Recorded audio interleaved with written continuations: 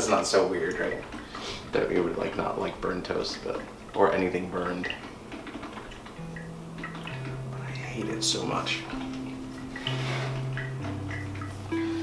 The taste makes me crazy.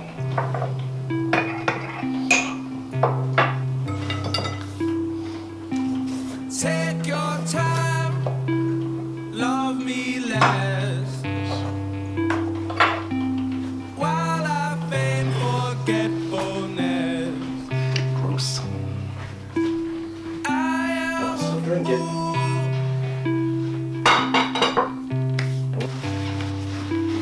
You are mistaken.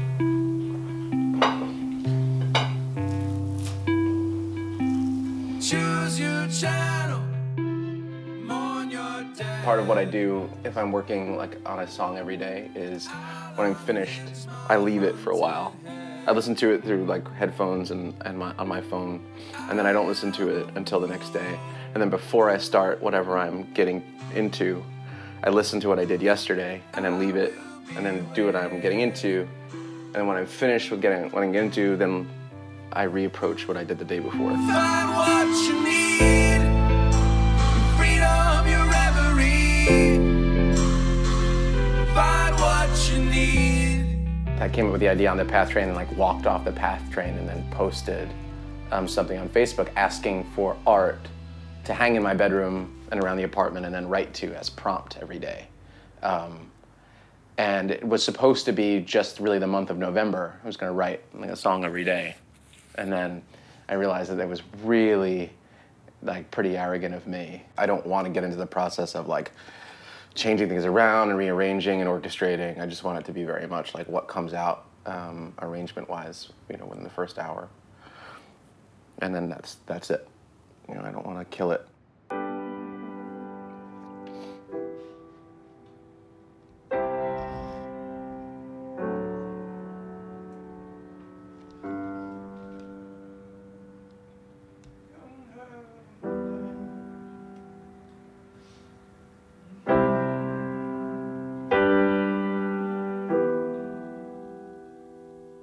I'm not doing anything really complicated in terms of rhythm and progression. It's very simple stuff, which is really good for me because sometimes I get caught in the complexity of something just in my own head.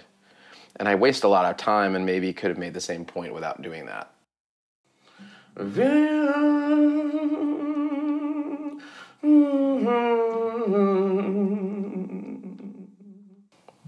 I thought it would be cool to take the idea of Ophelia from Hamlet, did like sort of a map of her situation and then like kind of mapped Hamlet and the King and like how it addresses patriarchy and the problems and how she's basically like deemed insane, but how that's so often the thing, right? It's like, oh, a woman, she's crazy. Their emotions are invalid and she's crazy. She must be going through something over emotional, which is totally fucked up.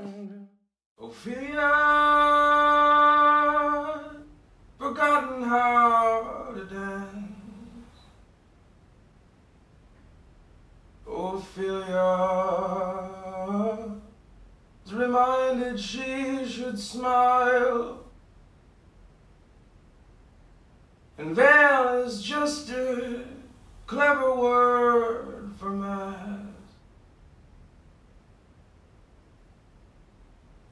Ophelia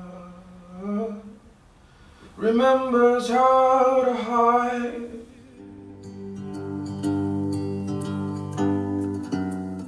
Sing it down, down, sing it down, down, oh. Sing it down, down, sing it down, down, sing it down, down, oh.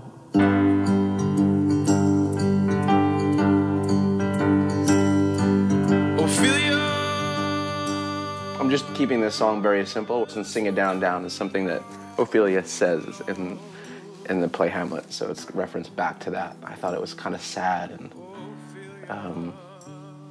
it could have so many different meanings. That's why I pulled it in from there. Each verse has, she's forgotten something, she's reminded of something, then a statement, and then she remembers something. The reminded being, reminded she should smile, reminded not to scream, reminded not to grieve. Because I feel like a lot of women that I've known who've been in abusive relationships or things as such have had that experience, like smile, you know. Oh, it's not a big deal. No big deal. I don't understand how 50% of our population can be degraded consistently, and the general consensus is, wow, that's just the way things are. It's crazy.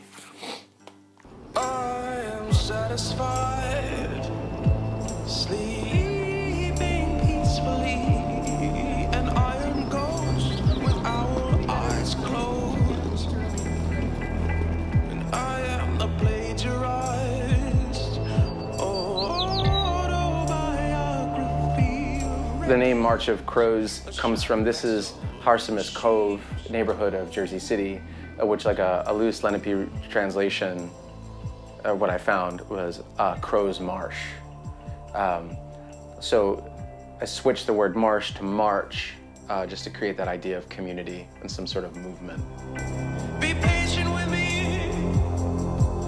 I am learning to be alone. A couple of days into the writing process, I think the birds were getting really confused. This is a really creepy and very like true and alarming story, is that like these blackbirds, I don't think they were crows because crows are pretty smart, but like just started slamming into the windows here.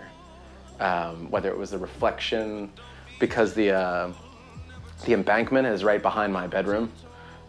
So maybe they were seeing the trees reflected in the window and just thought they could keep going, but then they were hitting this, and actually there's like probably still some bird blood on the window, which is really gross, but really creepy, you know, that had never happened, and all of a sudden I start working on this thing, and they're like, like dive bombing the apartment. It was really, really scary.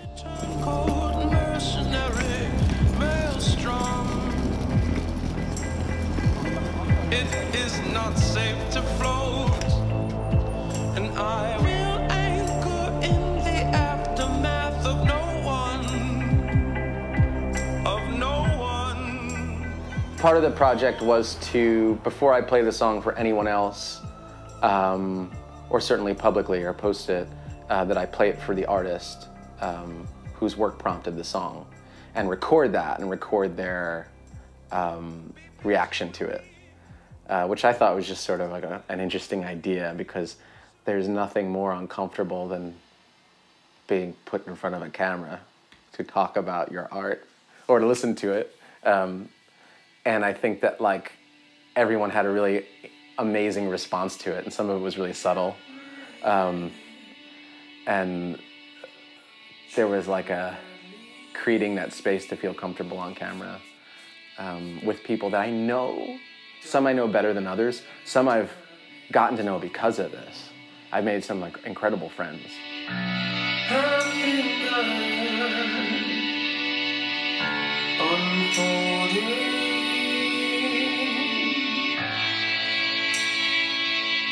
Her teeth are grinding song. She's waiting one woman, swinging from the shadow of a car.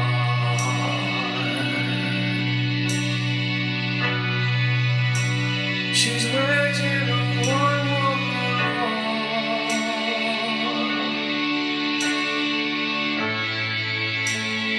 swinging from the shadow of a car.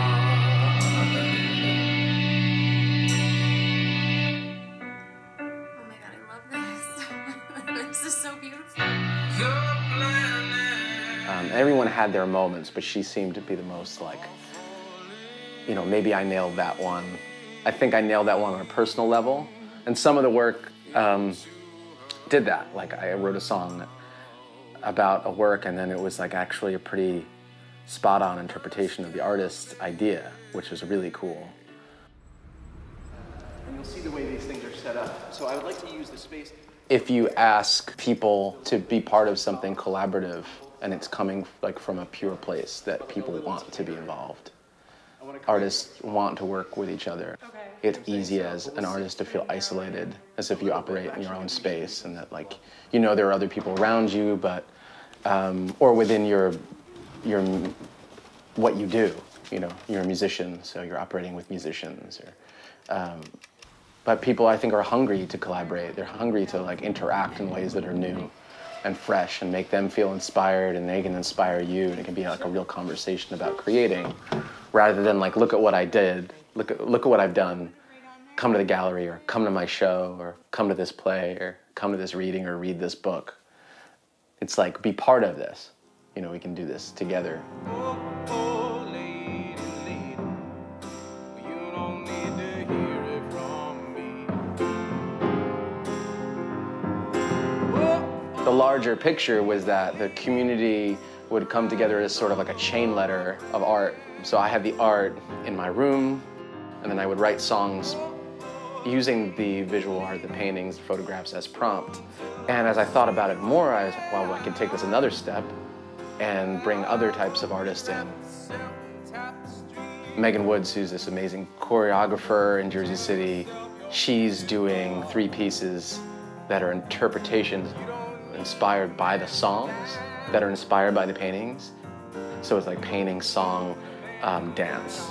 And then I have 3 writers, 3 poets, that is like a painting, song, poem. So yeah, it'll be all just basically coming together.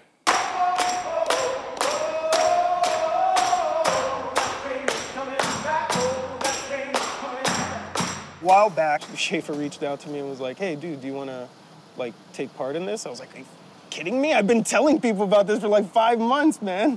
So it was great. But, you know, he sent me these songs that, you know, that were available. I listened to them. Well, what happened was, first he sent me a file, and it was supposed to be the songs and the lyrics.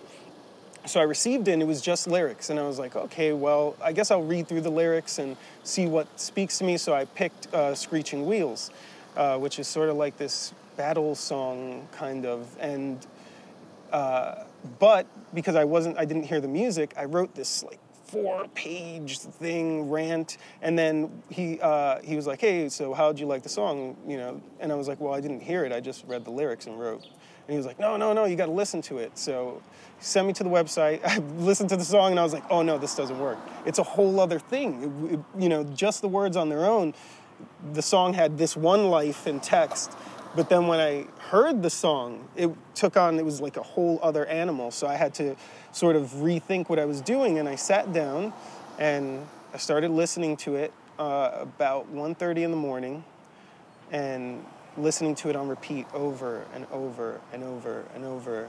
And the more I listened to it, the more like little bits and pieces of the song started coming together. I started hearing things that I didn't even realize, even though I'd read the lyrics before I heard the song.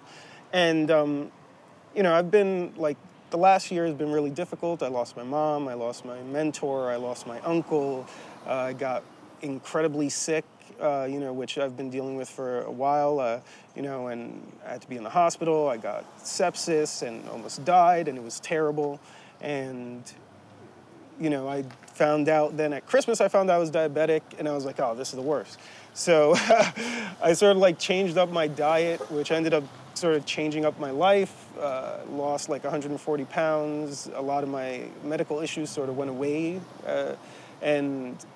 but I hadn't really, like I was feeling better, I feel a lot better, but I hadn't really thought about or dealt with any of like the stuff that had gone on. I just couldn't, I really couldn't, you know, like have my daughter, I can't break down. I can't, it's not an option. So I just sort of kept chugging along, and then listening to this song, everything just started flying out of me. And it was like 3 hours of just writing and writing and writing and being so scared. Whew, man, being so scared.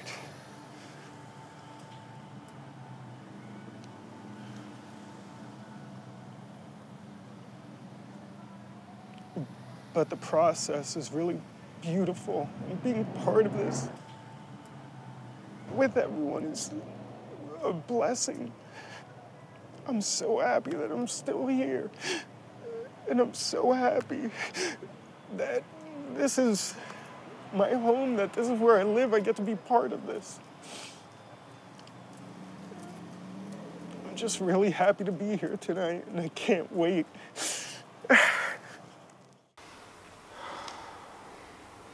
Imagine what that feels like here, where you can't but hate yourself. And the cats, they won't stop tonguing the wide open of you, and the children with their judgment, with their razor truth, with their crying, and the trains, they never come in but the constant whistle. It's always there, like it's just beyond the hill, back and throbbing, almost ready to come tumbling around the bend, but never showing up, and that whistle always showing out. Imagine it, do not disappoint them.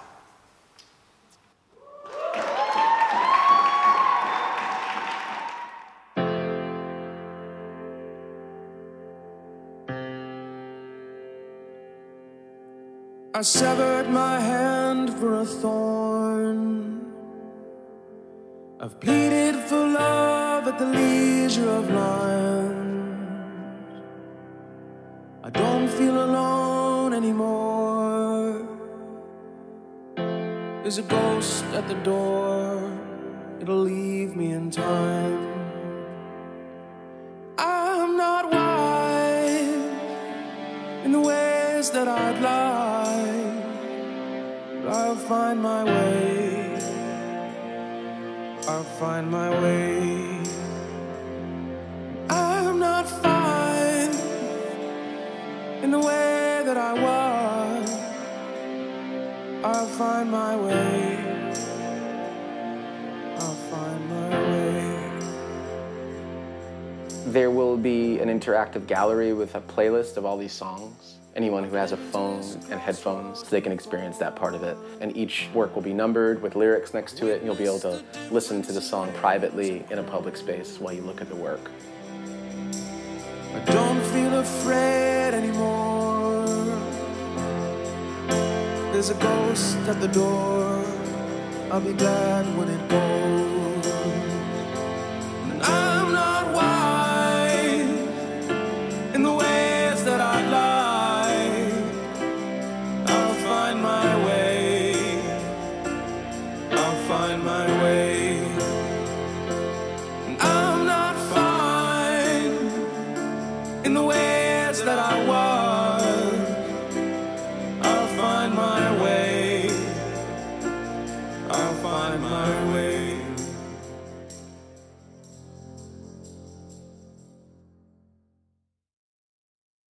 I think it'll keep going.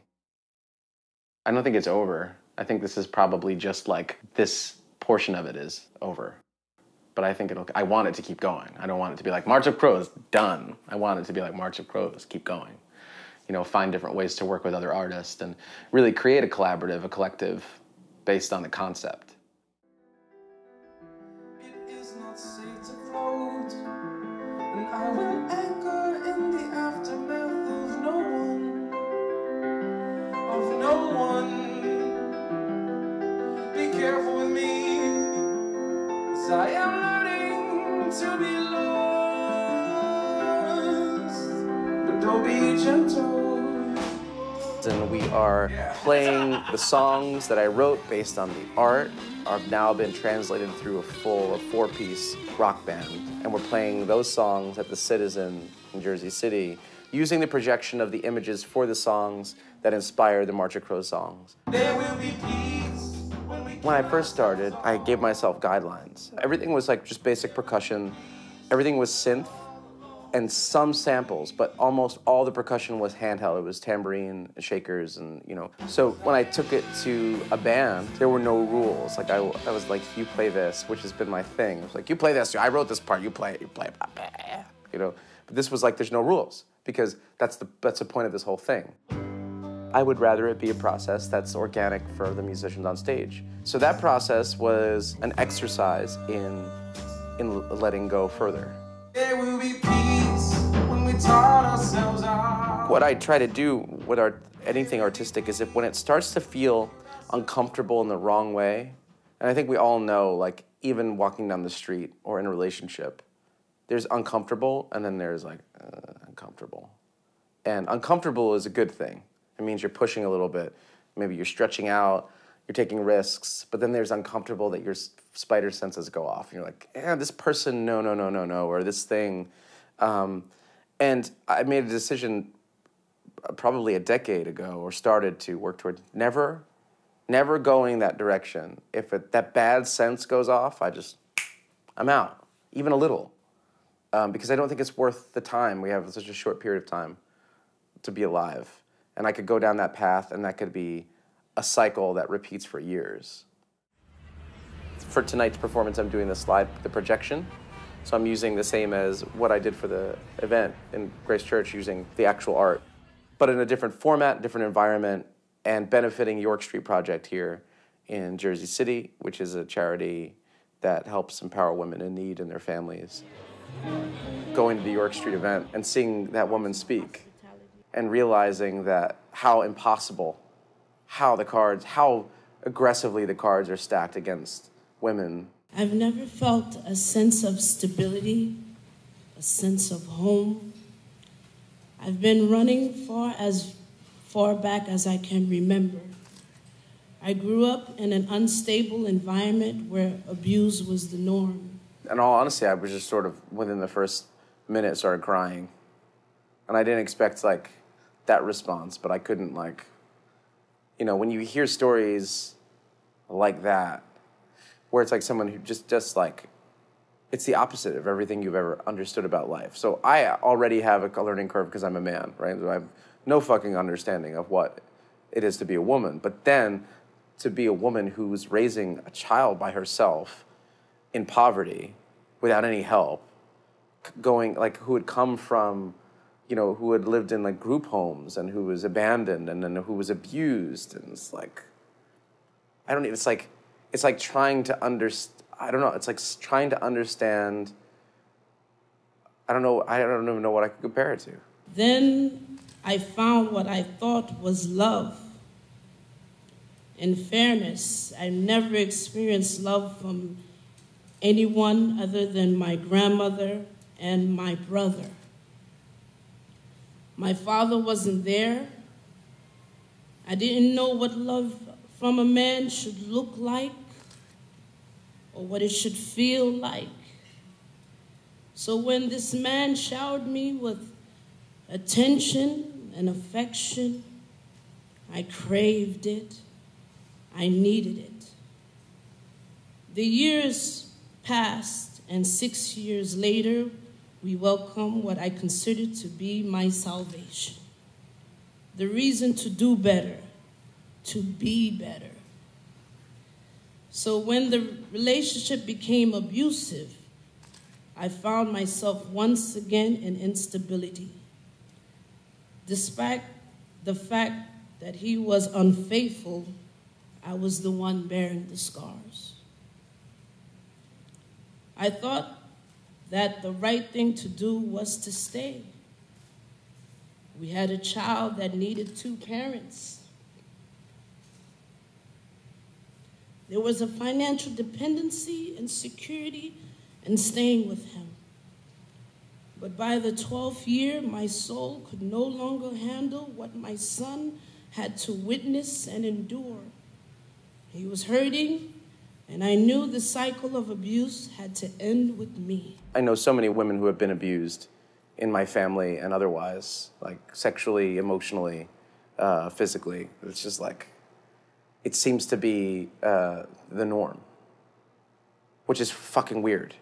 Like, more women I know have been abused in some way than haven't. So with the little bit of courage I mustered up, I went to a shelter in Hope House.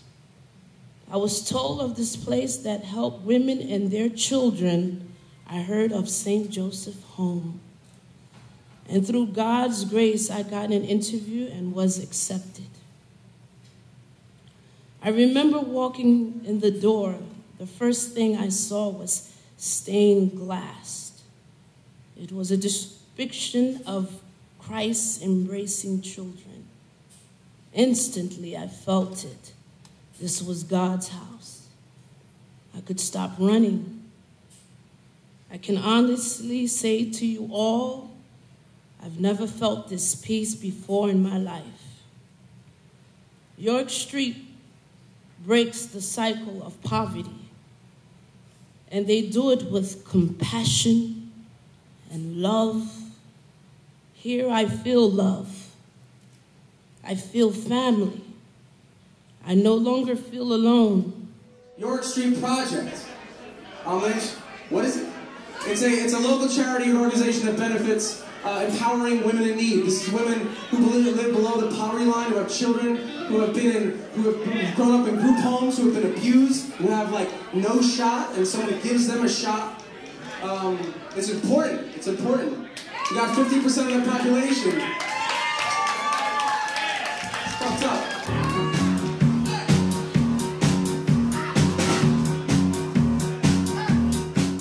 I think that March of Crows found its way to the York Street Project through creation, through conversation, and through the collective. I didn't have a name for it, I didn't have a concept for it. I just had like, hey, I'm gonna write music based on artwork. Isn't that fun for me and you know? Joel Daisy on the day of the dead. When he woke up drunk and handcuffed to a dirty double bed. She said, Joe, you should be wary of the women you pretend to love. Then she wrapped the plastic